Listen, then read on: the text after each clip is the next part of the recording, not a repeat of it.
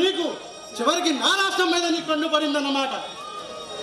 మర్యాదగా మనసు మార్చుకోలేకపోతే నీ 2 కళ్ళు పీకి చిరంజీవి ఐబ్యాక్ ఇస్తాడు. జాగ్రత్త.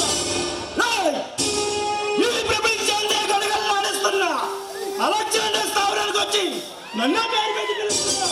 ఎవరా నువ్వు? సిద్ధార్థ్, ఇలాంటి దోచరి పనులు దుమ్ము లేపుతాడు.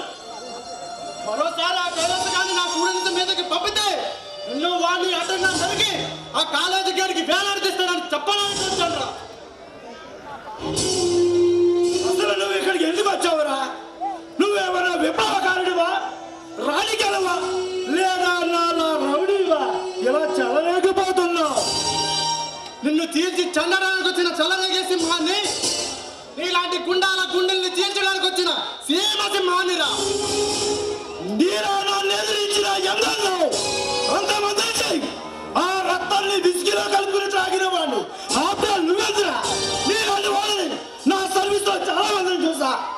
చాలా మందిని చూసావు కానీ ఈ సిద్ధార్థని చూడలేదుగా. ఎంతటి మనుగోలు వచ్చినా, కౌడీ వచ్చినా, గూండా వచ్చినా వాడి తల తెగ నరికి నా కాళ్ళకి రక్తాభిషేకం చేయించుకుంటారా ఈ సిద్ధార్థ్. నీలా నాకెదురు తిరిగిన వాళ్ళని అంతమంది ఇస్తే ఈ ఆనందాలో ఈ అలెగ్జాండర్ పేరు చెప్తే అందరికీ ఆడాలి. అలాంటిది నీకు చావు దగ్గర పడింది. అందుకే నా దగ్గరికి వచ్చినావు.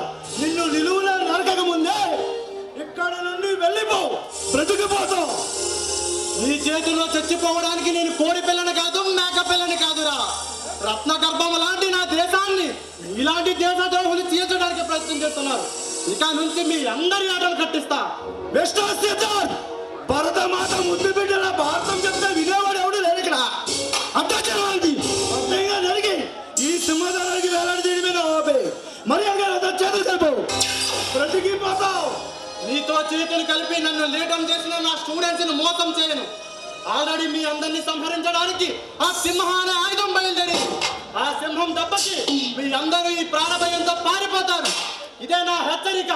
వస్తా, మీ అందరిని ఒకేసారి కాల్చి చంపుతా.